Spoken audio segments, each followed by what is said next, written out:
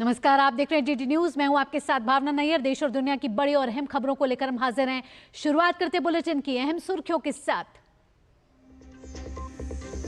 Brazil पहुंचे प्रधानमंत्री मोदी का रियो दी जेनेरियो में भव्य स्वागत। भारतवंशियों में जबरदस्त उत्साह। पीएम मोदी 17वें ब्रिक्स शिखर सम्मेलन में होंगे शामिल।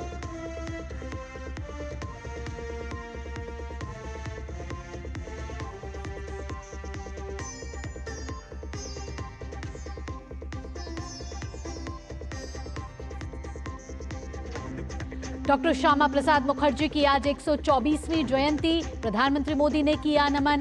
संविधान सदन के सेंट्रल हॉल में गणमान्यों ने अर्पित की पुष्पांजलि।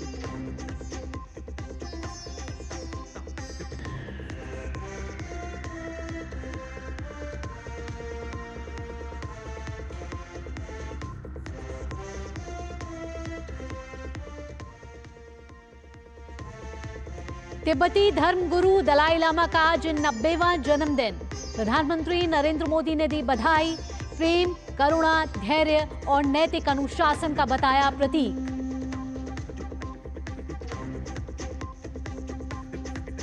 देश भर में श्रद्धा के साथ मनाया जा रहा है धैर्य, त्याग, दृढ़ता का प्रतीक मुहर्रम।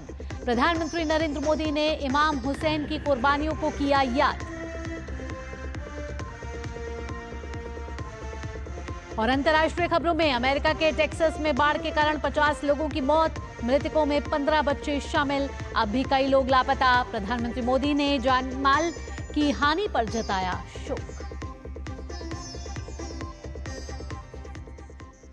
सबसे पहले बात प्रधानमंत्री नरेंद्र मोदी के ब्राजील दौरे से जुड़ी हुई खबर के साथ। 5 देश की यात्रा के चौथे चरण में प्रधानमंत्री नरेंद्र मोदी ब्राजील के दौरे पर हैं। प्रधानमंत्री मोदी रियो दी जेनेरियो में आयोजित 17वें ब्रिक्स शिखर सम्मेलन में हिस्सा लेंगे। इसमें वैश्विक शासन सुधार, जलवायु परिवर्तन चुनौतियों, आर्टिफिशियल इंटेलिजेंस सहित अन्य मुद्दों पर चर्चा होने वाली है। सम्मेलन के बाद प्रधानमंत्री मोदी ब्राजील के राष्ट्रपति लुइस इनासियो लुला दा सिल्वा के साथ द्विपक्षीय बैठक करेंगे। इसमें कई महत्वपूर्ण समझौते होने की संभावना है। प्रधानमंत्री नरेंद्र मोदी जब ब्राजील के रियो दी जेनेरियो के होटल पहुंचे तो वहां बड़ी संख्या में मौजूद भारतवंशियों ने उनका भव्य स्वागत किया। इस मौके पर बच्चों से लेकर बुजुर्गों तक की मौजूदगी देखी गई। उन्होंने प्रधानमंत्री मोदी की अगवानी ढोल नगाड़ों के साथ, नारों के साथ की। कई लोगों ने प्रधानमंत्री मोदी के साथ संवाद भी किया और उनके एक झलक पाकर खुशी व्यक्त की। गौरतलब है कि ब्राजील में बड़ी संख्या में भारतीय रहते हैं।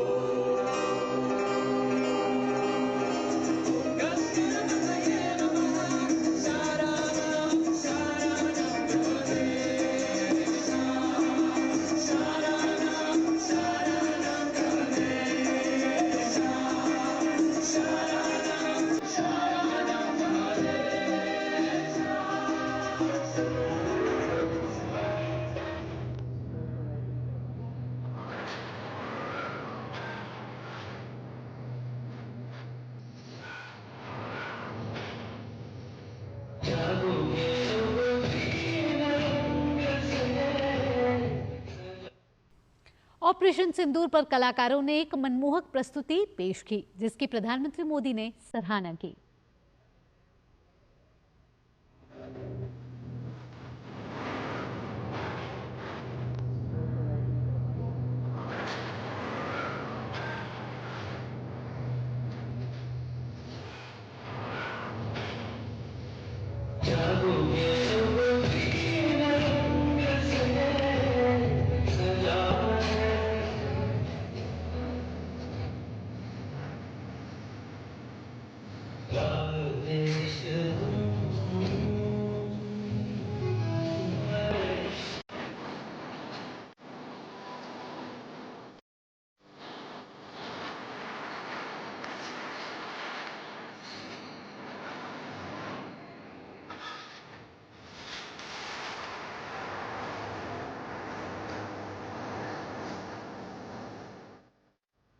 ब्राजील में कुछ युवाओं के एक समूह को देखकर लगा कि भारतीय संस्कृति में यहाँ के लोगों की कितनी दिलचस्पी है।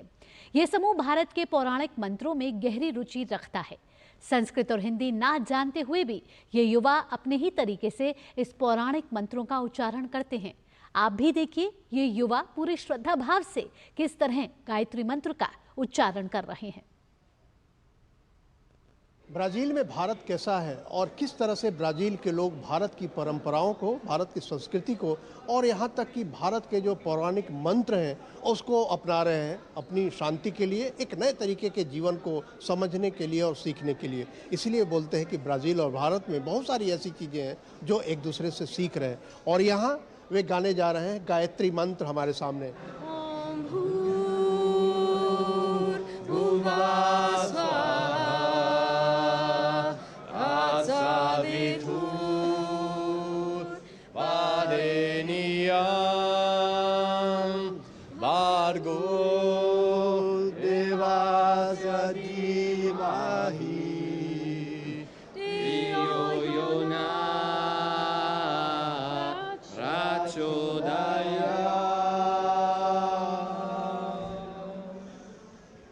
तो ये लोग गायत्री मंत्र जानते हैं, गायत्री मंत्र पढ़ते हैं और गायत्री मंत्र को अपने अंदर उतारने की कोशिश करते हैं। हालांकि इन्हें हिंदी नहीं आती, संस्कृत भी ये नहीं जानते, लेकिन गायत्री मंत्र के अंदर की जो भावना है वो समझते हैं। और इसके बारे में बताएंगे हमारे साथी कि कैसे इन्होंने गायत्री मंत्र पढ़ना सीखा, कैसे ये गायत्री मंत्र जानते हैं। गायत्री मंत्र के अलावा काफ़ी सारे मंत्र हैं। वो मुझे ये आश्चर्य होता है कि उनको शायद मीनिंग भी पता नहीं है, बस जिस तरह से गाते हैं ना तो लगता है जैसे रोंगटे खड़े हो जाते हैं, बिल्कुल फील करके गाते हैं। How do you learn to practice it? Oh, it was through yoga classes.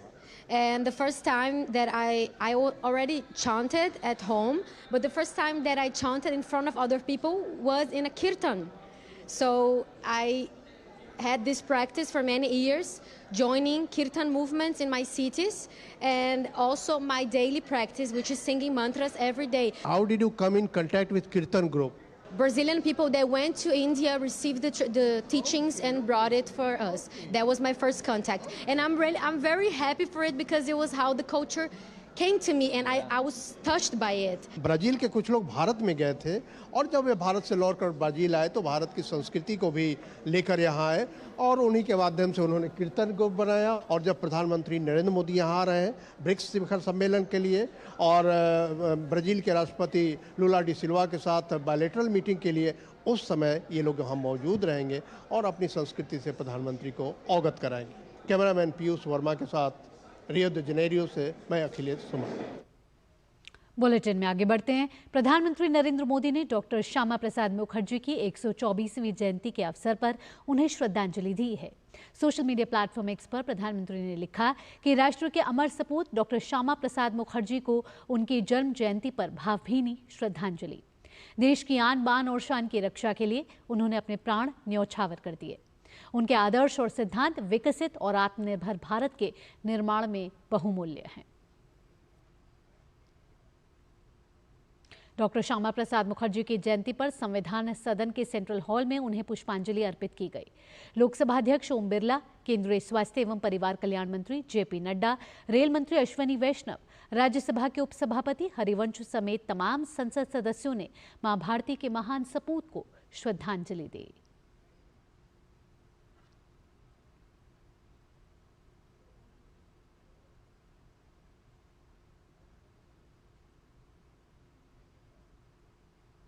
भारतीय जनसंघ के संस्थापक डॉक्टर श्यामा प्रसाद मुखर्जी की आज 124वीं जयंती है।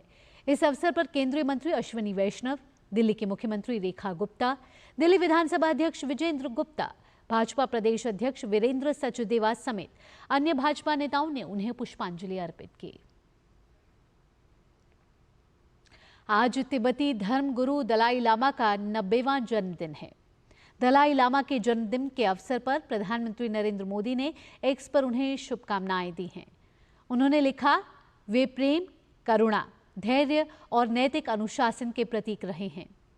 उनके संदेश ने सभी धर्मों के लोगों में सम्मान और प्रशंसा को प्रेरित किया है। मैं उनके अच्छे स्वास्थ्य और लंबी आयु की कामना करता हूं। आज मुहर्रम की 10वीं तारीख यानी यौम अशूरा है। मुस्लिम समुदाय इस दिन को पैगंबर हज़रत मोहम्मद के नवासे हज़रत इमाम हुसैन की शहादत की याद में शोक के रूप में मनाता है। प्रधानमंत्री नरेंद्र मोदी ने हज़रत इमाम हुसैन की कुर्बानियों को याद करते हुए सोशल मीडिया प्लेटफॉर्म एक्स पर लिखा कि हज़रत इमाम हुसैन द्वारा दी गई कुर्बानियों उनकी धार्मिकता के प्रति प्रतिबद्धता को दर्शाती है। वे लोगों को विपरीत परिस्थितियों में भी सच्चाई का साथ देने के लिए प्रेरित करते रहे।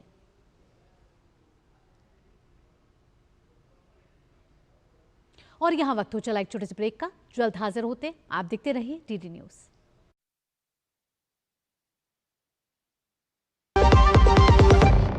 LIC लाया है unit linked insurance plan index plus. जीवन बीमा पाइए और निफ्टी स्टॉक्स के साथ अपने मार्केट रिटर्न्स को तेजी से बढ़ाइए। इस अट्रैक्टिव कॉम्बिनेशन के साथ अपना कल सुरक्षित कीजिए। सिर्फ 2500 रुपए मंथली प्रीमियम से शुरुआत कीजिए। आज ही LICindia.in पर जाएं। जो लक्ष्य चुना था समझ आने लगा है। GLA यूनिवर्सिटी, उच्च लक्ष्य की निश्चित प्राप्ति। ब्रेक के बाद आपका स्वागत है। आगे बढ़ते हैं। डॉक्टर्स डे डॉक्टरों के प्रति सम्मान और आभार व्यक्त करने और उनके समर्पण को मान्यता देने का एक महत्वपूर्ण अवसर है। दिल्ली के बाबा साहेब अंबेडकर अस्पताल में चिकित्सकों के सम्मान में एक कार्यक्रम का आयोजन किया गया। साथ ही ये कार्यक्रम भारत में रेजिडेंसी स्कीम के 50 वर्षों के पूर्ण होने और डॉक्टरों की अतुलनीय सेवा को भी समर्पित था। कार्यक्रम के दौरान चिकित्सकों को समाज के प्रति उनकी समर्पित सेवा के लिए सम्मानित भी किया गया। कार्यक्रम में MBBS के छात्र छात्राओं और इंटर्न चिकित्सकों ने सामाजिक संदेश देते हुए कई कार्यक्रम प्रस्तुत किए। इस खास मौके पर दिल्ली सरकार के स्वास्थ्य मंत्री डॉक्टर पंकज कुमार सिंह मौजूद रहे। डॉक्टरों को संबोधित करते हुए दिल्ली सरकार के स्वास्थ्य मंत्री ने कहा कि जल्द ही दिल्ली स्वास्थ्य सेवाओं का नया मॉडल बनेगी। दिल्ली की जनता को बेहतर स्वास्थ्य सेवाएं और सस्ती दवाइयां उपलब्ध कराने के लिए दिल्ली सरकार लगातार काम कर रही है। इस मौके पर BSA अस्पताल और मेडिकल कॉलेज के medical superintendent doctor Suresh Kumar, medical director doctor Meenakshi Sidhar सहित चिकित्सक, फैकल्टी सदस्य और फॉडा प्रतिनिधि मौजूद थे। 120 दिनों के अंदर क्या फ़र्क लाया? What is the difference between मोहल्ला क्लिनिक, आयुष्मान मंदिर आपने देखे होंगे। हॉस्पिटलों के अंदर जहाँ पे इलाज नहीं होते थे, डायलिसिस नहीं होते थे, वो डायलिसिस सेंटर्स खुले हमारे। 150 डायलिसिस सेंटर खुले। बेडों की कमी थी, वहाँ धीरे धीरे उसको ठीक कर रहे हैं। स्टाफों की जो कमी थी, जब हमने ज्वाइन किया, जब दिल्ली में भारतीय जनता पार्टी की सरकार आई तो लगभग 22% स्टाफ की कमी थी। वो धीरे धीरे वो भी कम कर रहे हैं। लगभग 3 महीने 19 दिन में क्या अंतर आया है और डॉक्टर्स अपने काम करने पे लग गए हैं और वो मेहनत कर रहे हैं। आपको देख के अच्छा लगेगा। OPD में जाके पेशेंटों को देखिए, पहले OPD की रिपोर्ट देखिए और अब OPD की रिपोर्ट देखिए, आपको खुद अंतर दिख जाएगा। एक ये बहुत बड़ी बात है। डॉक्टर दिन रात काम करते रहते हैं। वो दिन में भी ड्यूटी लगती है, रात में भी ड्यूटी लगती है और वो किसी चीज़ की अपेक्षा नहीं करते कि हम इसलिए कर रहे हैं कि हमें सम्मान मिलेगा, पर जब मिलता है तो बहुत अच्छा लगता है। हम बहुत प्रोत्साहित होते हैं कि हम और अच्छा कार्य करेंगे। जैसे हमारे स्वास्थ्य मंत्री कह रहे थे कि उनका ये एम है कि डेली हमारे को हमारी सर्विसेज हमारी सिक्योरिटी का ध्यान रखें। तो हमारा ये कर्तव्य है कि ये जो हमारी अच्छी सर्विसेज हैं, ये एक एक पेशेंट एक घर तक पहुँचे और हर पेशेंट को यह फील हो कि उसको बेस्ट मेडिकल फैसिलिटी मिल सकती है। खबर अब अमरनाथ यात्रा से जुड़ी हुई। श्री अमरनाथ गुफा मंदिर के दर्शन के लिए हर रोज सैकड़ों तीर्थयात्री जा रहे हैं। उनका उत्साह देखते ही बन रहा है। इस बीच तीर्थयात्रियों का 5वां जत्था बालटाल मार्ग के लिए रामबन जिले के चंद्रकोट पहुंचा। यात्रा के दौरान उन्होंने हर हर महादेव के नारे लगाए। उन्होंने भारत सरकार और प्रशासन की ओर से की गई व्यवस्था की जमकर तारीफ की।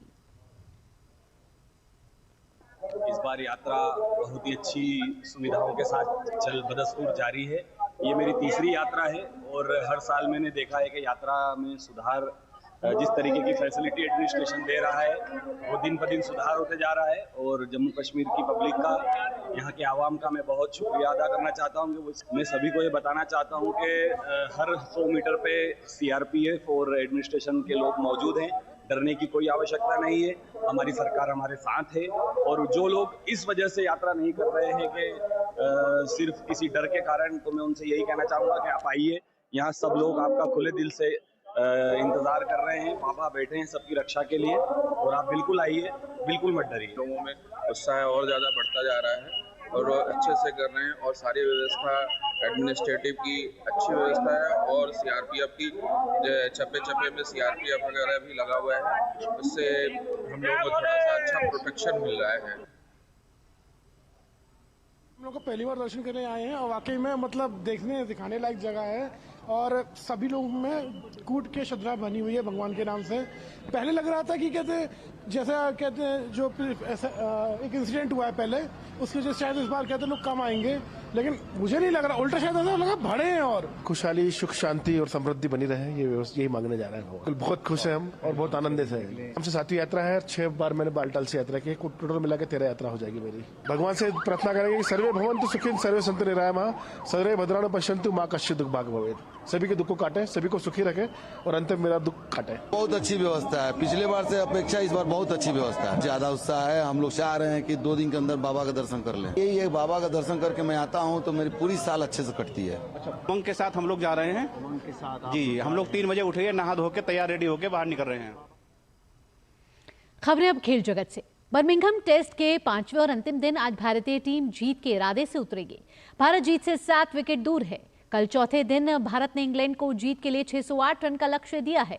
लक्ष्य का पीछा करते हुए खेल की समाप्ति तक इंग्लैंड ने 72 रन पर 3 विकेट गंवा दिए हैं।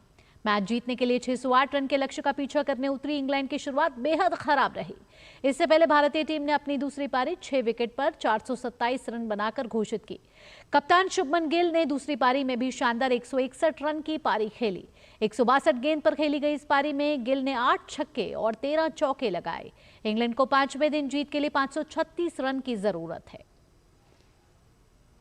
स्पेशल ओलंपिक भारत उत्तर प्रदेश ने गाजियाबाद के मोदी नगर में राज्य स्तरीय खेल चैंपियनशिप और राष्ट्रीय टीम चयन शिविर का आयोजन किया। इस आयोजन में बौद्धिक अक्षमता वाले 400 से अधिक खिलाड़ियों ने हिस्सा लिया। 9 खेल विधाओं में प्रतियोगिताएं आयोजित की गई, जिनमें उल्लेखनीय प्रतिभा और उत्साह का प्रदर्शन किया गया। उत्तर प्रदेश सरकार के सामाजिक कल्याण मंत्री असीम अरुण और पिछड़ा वर्ग कल्याण एवं दिव्यांगजन सशक्तिकरण मंत्री नरेंद्र कश्यप मुख्य अतिथि के रूप में उपस्थित रहे। स्पेशल ओलंपिक्स भारत उत्तर प्रदेश के अध्यक्ष मनोज शुक्ला भी कार्यक्रम में शामिल हुए। स्पेशल ओलंपिक भारत उत्तर प्रदेश के अध्यक्ष मुकेश शुक्ला ने एथलीटों के प्रयासों की सराहना की। इस चैंपियनशिप का उद्देश्य राष्ट्रीय टीम के लिए प्रतिभा की पहचान करना है। Ever since Modi ji has given this 4-worded mantra, सबका साथ सबका विकास, we are all very actively trying to understand where we are not सबका साथ, that is where we are failing on equality. One region was that for the special children we were not organizing games activities, other activities. Many families were forced out of choice or compulsion to keep their children indoors all the time, which is not good. So Special Olympics Bharat gives a great platform for special children, for all the children to play together, to evolve together as a team and also win together. जब इस देश के अंदर 5% लोग दिव्यांगता और उसमें से भी 1% लोग मानसिक दिव्यांगता से ग्रसित हों, और एक समाज में वो स्थिति हो कि लोग उनको घर में रखते थे, घरों से बाहर नहीं निकलने देते थे, यहाँ तक कि विद्यालय, सामान्य एजुकेशन और सामान्य मेडिकल फैसिलिटीज़ के लिए भी बाहर निकलते नहीं थे। ऐसे में हमने अभियान लिया और आज देश में एक सबसे बड़े संस्थान के रूप में हम काम कर रहे हैं, जिसमें हमने लाखों लोगों को अपने आंदोलन से जोड़ा है। स्पेशल ओलंपिक भारत उत्तर प्रदेश ने गाजियाबाद के मोदी नगर में राज्य स्तरीय खेल चैंपियनशिप और राष्ट्रीय टीम चयन शिविर का आयोजन किया। इस आयोजन में बौद्धिक अक्षमता वाले 400 से अधिक खिलाड़ियों ने हिस्सा लिया। 9 खेल विधाओं में प्रतियोगिताएं आयोजित की गईं, जिनमें उल्लेखनीय प्रतिभा और उत्साह का प्रदर्शन किया गया। स्पेशल ओलंपिक भारत उत्तर प्रदेश के अध्यक्ष मनोज शुक्ला ने एथलीटों के प्रयासों की सराहना की और साथ ही साथ केंद्र सरकार की ओर से दिव्यांग खिलाड़ियों के लिए लगातार किए जा रहे प्रयासों की भी सराहना की और आभार व्यक्त किया। उनसे खास बातचीत की है हमारे संवाददाता नारायण सिंह ने। Special Olympic state championship Uttar Pradesh का आगाज़ हो चुका है। इस वक्त हमारे साथ हैं स्पेशल ओलंपिक भारत उत्तर प्रदेश के अध्यक्ष मुकेश शुक्ला जी। सर, आपका स्वागत है। एक शुरुआत हो चुकी है स्टेट चैंपियनशिप की, लगातार ऐसे आयोजन हो रहे हैं, तो इस एक्सपोजर को किस तरह से देखते हैं स्पेशल एथलीट को, कि जिनको की मतलब एक एक्सपोजर की काफ़ी कमी रहती है, लेकिन अब वो काफ़ी बढ़ चुका है वो एक्सपोजर? निश्चित तौर पर जब इस देश के अंदर 5% लोग दिव्यांगता और उसमें से भी 1% लोग मानसिक दिव्यांगता से ग्रसित हों और एक समाज में वो स्थिति हो कि लोग उनको घर में रखते थे, घरों से बाहर नहीं निकलने देते थे, यहाँ तक कि विद्यालय, सामान्य एजुकेशन और सामान्य मेडिकल फैसिलिटीज़ के लिए भी बाहर निकलते नहीं थे। ऐसे में हमने अभियान लिया और आज देश में एक सबसे बड़े संस्थान के रूप में हम काम कर रहे हैं, जिसमें हमने लाखों लोगों को अपने आंदोलन से जोड़ा है। मुझे बहुत हर्ष होता है जब ये हमें लगता है कि हमारा एक बच्चा हमारे यहाँ से अपने घर से निकलता है, अपने डिस्ट्रिक्ट में किस गेम में खेलता है, हमारे स्पोर्ट्स सेंटर में खेलता है, डिस्ट्रिक्ट गेम्स में खेलता है, फिर स्टेट चैंपियनशिप में आता है और उसको मौका मिलता है विश्व स्तर पे, अंतर्राष्ट्रीय स्तर पर जाकर खेलने का। हमने इसका परिणाम ये देखा कि हमारे कई बच्चे जो बर्लिन ओलंपिक में गए थे, आज किसी रेस्टोरेंट में, किसी होटल में नौकरी कर रहे हैं, आज किसी उद्योग में काम करने का प्रयास कर रहे हैं और उससे भी बड़ी बात यह है कि वो इंडिपेंडेंट हैं, जो अपने आप अपने घर से निकल कर अकेले, जो घर में भी बिना किसी सहारे से नहीं रह सकते थे, आज वो पूरी दुनिया में अकेले अपने बल पर जाते हैं, अपनी समझ से जा पाते हैं। ये करके जब उनके चेहरे की मुस्कान देखते हैं तो हमारे मन को बहुत खुशी मिलती है, आत्मसंतोष मिलता है। सर, जो प्रधानमंत्री मोदी हैं लगातार जो बच्चे हैं जो मानसिक दिव्यांग से ग्रसित है उनकी बात करते हैं, उनसे मिलते हैं, तो इससे एक कितना बड़ा बल मिला है इस अभियान को? हमने पढ़ा है, हमने देखा है कि देश की वो भी स्थिति थी कि जब शुरुआत की 10 पंचवर्षीय योजनाओं में उस समय के विकलांगता शब्द का एक बार उपयोग नहीं हुआ। जब 2001 तक जनगणना में ये गिना ही नहीं गया 2000 के पहले कि देश में कितने दिव्यांग और विकलांग लोग रहते हैं, जब ये गिनती ही नहीं की गई तो कितनी बड़ी योजनाएं चल रही होंगी। और उसके बाद देश में एक ऐसे प्रधानमंत्री आते हैं जिसकी जनगणना कराते हैं और उससे आगे बढ़कर देश में ऐसे नरेंद्र मोदी रूप में एक ऐसे प्रधानमंत्री आते हैं जो प्रधानमंत्री से ज़्यादा मैं मानता हूँ कि हमारे अभिभावक के रूप में उन्होंने दिव्यांग बच्चों को, विकलांग से दिव्यांगता का शब्द लाना उनके आत्मविश्वास को बढ़ाने के लिए प्रेरक था।